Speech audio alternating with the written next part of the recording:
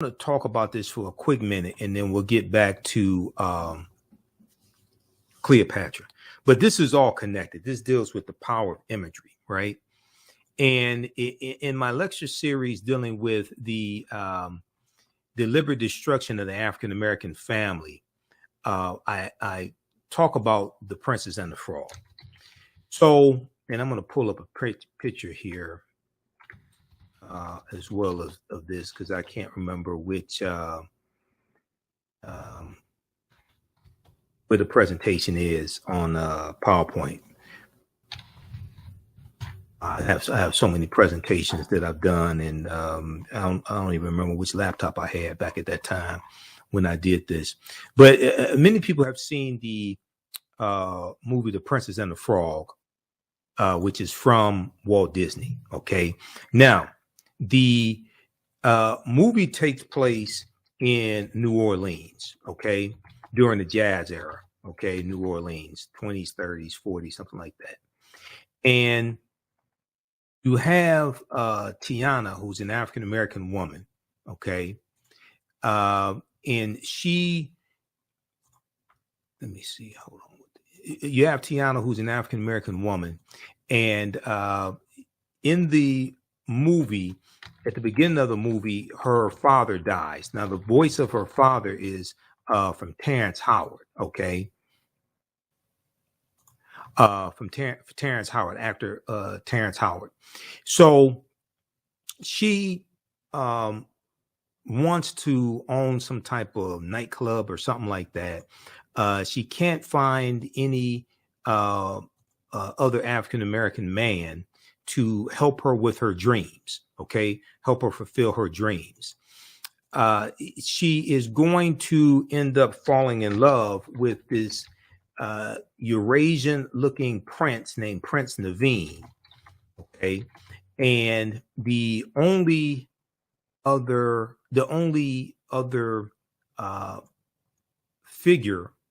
male figure of African descent is the Voodoo priest. Okay. The Voodoo priest. And the Voodoo priest is evil. Okay. So pay attention to this. Instead of the African man, the Voodoo priest, instead of him being a protector of Princess Tiana, he's her adversary, and he's evil. Her savior is Prince Naveen, who is this Arab Eurasian looking guy.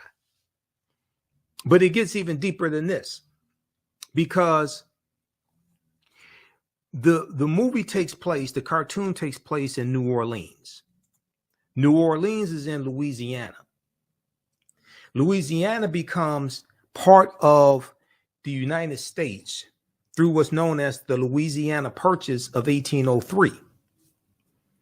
In the Louisiana Purchase of 1803, the U.S. gets 828,000 square miles of land for about 3 cents an acre from where? From France. From France. This is Napoleon Bonaparte, who just 5 years later, 5 years prior to 1803, in 1798, Napoleon conquers Egypt. What's going on in the world at this time in 1803? What's going on in the world at this time in 1798? France is fighting against a group of Africans in a colony called Saint Dominique, who the Africans are going to call Haiti and later Haiti. Saint Dominique is on the island of La Isla Española, which is what Christopher Columbus called the island when he conquered it in 1492. And the western third of the island was first the colony of Santo Domingo under the Spanish. Then in 1697, the French take over the western third. They take over that western third of the island from the Spanish, and they call it Saint Dominique. When you study the Haitian Revolution, which begins in 1791, the Haitians reclaimed African spirituality and cast aside their white God as One of my teachers, Professor Kabahayawatha Kamene, talks about in the documentary 1804 from director Tariq Nasheed. They cast aside their white God. They reclaimed African spirituality. What was the African spirituality that these Africans reclaimed that to help them defeat the French? And they didn't just beat the French, they beat the Spanish and the British, because the Spanish and the British were allies of the French. They reclaimed Vodun, who Europeans derisively call voodoo. And we see the African man, the only other African-American male character in the movie The Princess and the Frog, he's the voodoo priest, so he's automatically evil. So what they are doing is also attacking the African spirituality, which the Haitians reclaimed to help them defeat these European colonizers. This is in the movie The Princess and the Frog. Whatever you do, don't let your children watch this movie. Don't let your children watch this movie, especially if they're of African descent. So then she finds her savior in this white-looking, Eurasian, Arab-looking prince, Prince Naveen. And they go off and they turn into frogs. They live happily ever after.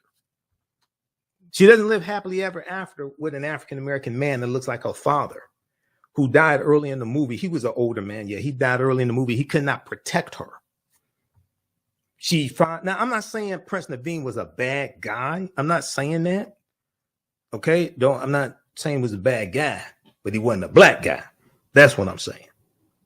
So we have to understand the programming behind a lot of these movies. And when we look at Brandy playing Cinderella, and she ends up with a non-African prince or non-African king, not an attack on Brandy, but it's like you have to go through and say, well, wait a second.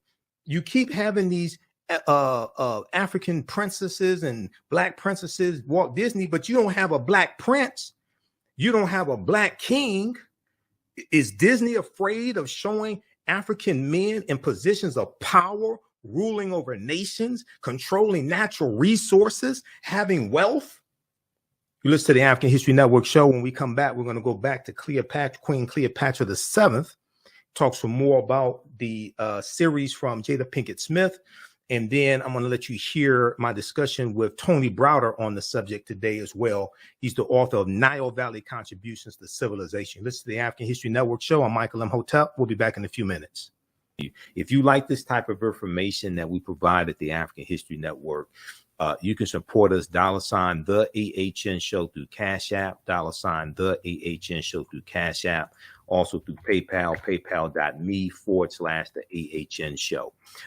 Visit our website, theafricanhistorynetwork.com, theafricanhistorynetwork.com.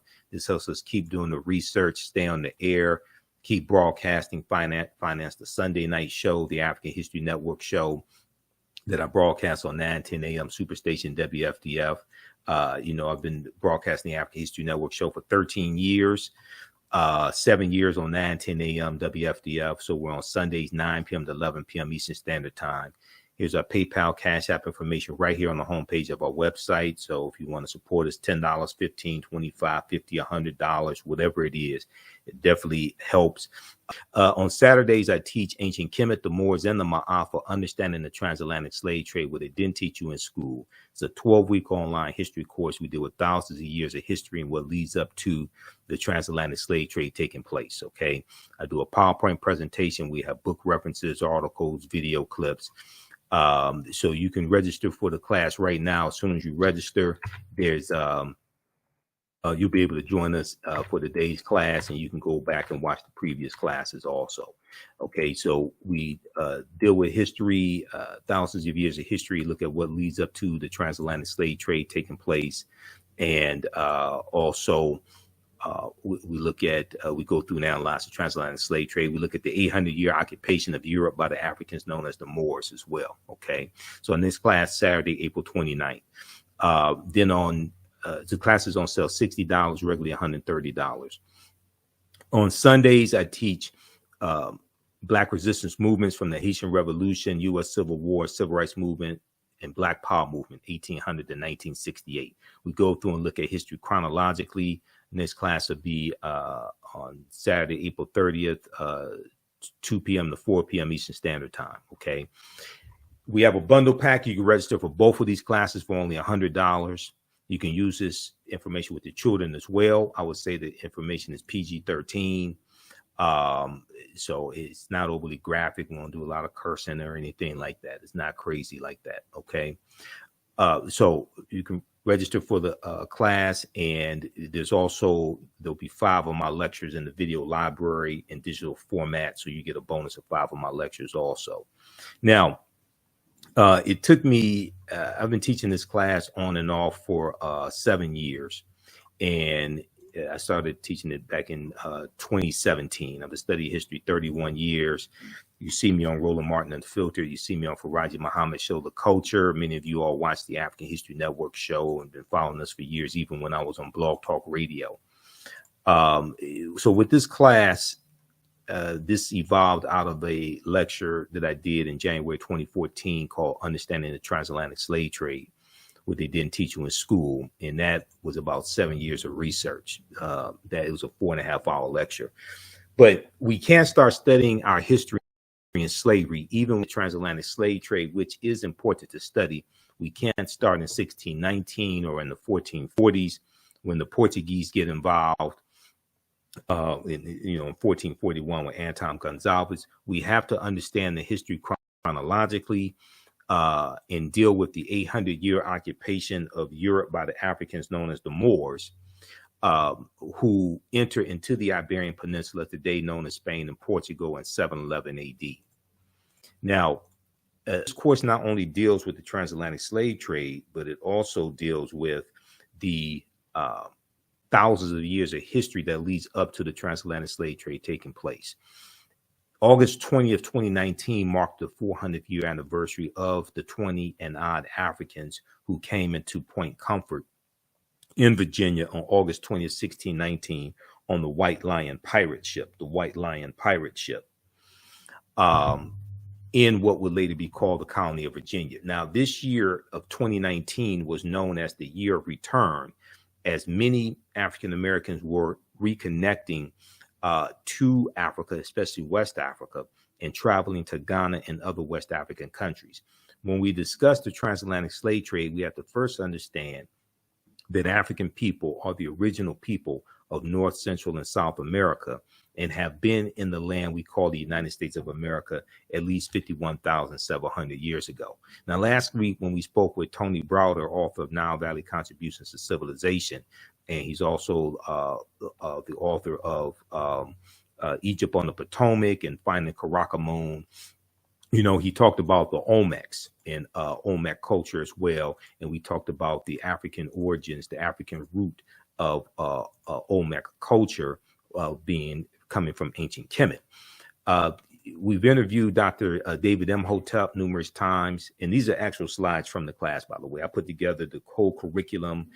There's about 80 to 100 articles that we reference in this class. There's 7 books that we use as reference. You don't have to buy any of the books.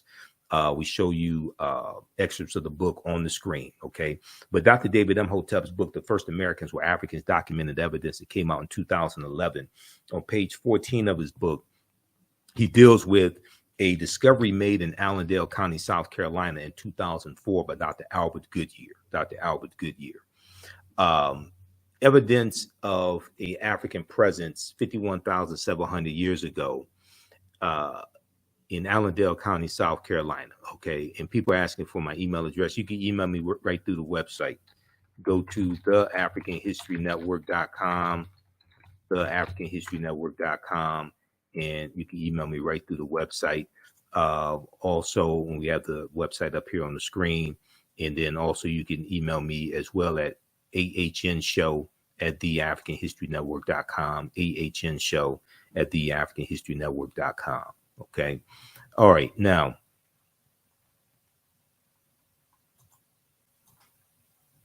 they found Dr. Albert Goodyear is an archaeologist at the University of South Carolina. They found 13 different types of evidence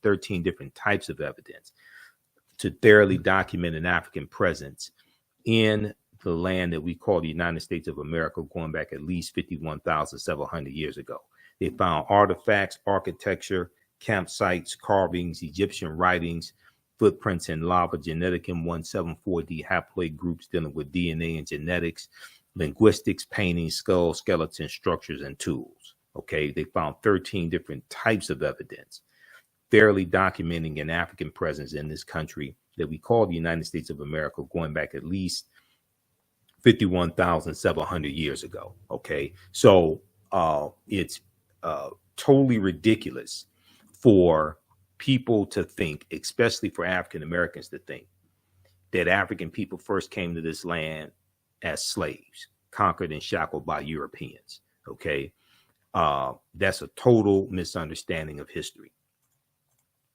Now, this is a picture of Dr. Albert Goodyear. He's a white archaeologist. This is an article from ScienceDaily.com, that came out in November 18th, 2004. The article was about 19 years old. It's still at ScienceDaily.com. You can go back and read it. It's called New Evidence Puts Man in North America 50,000 Years Ago. New evidence puts man in North America 50,000 years ago. Here's a summary of what the article says. Now, this is not my summary. This is the summary coming from ScienceDaily.com. Radiocarbon tests of carbonized plant remains, where artifacts were unearthed last May along the Savannah River in Allendale County by University of South Carolina archaeologist Dr. Albert Goodyear, indicate that the sediments containing these artifacts are at least 50,000 years old. Indicate that the sediments containing these artifacts are at least 50,000 years old, meaning that humans inhabited North America long before the last ice age. Okay, so we have to ask the question: well, who were these humans? Okay, who was on Earth 50,000 years ago, 51,000 years ago? Okay, these were the Khoisan. The Khoisan have the oldest DNA on the planet. They're the ancestors to the Ainu and the Twa. They go all around the world. And they were also here in the land we call the United States of America. Now, in October 2012, genetic study published in Science magazine found that the Khoisan in Southern Africa, are the oldest ethnic group of modern humans, with their ancestral line originating about 100,000 years ago. The Khoisan, formerly called by the derogatory term Bushmen, are genetically unique, and no other currently known population had separated so early from our common modern human ancestor, according to the report. Now, here are a couple of Khoisan women. The Khoisan are the short-statured Africans, okay? The Khoisan live mainly in southern Africa in territories spanning Botswana, Namibia, Angola, Zambia, Zimbabwe, and South Africa.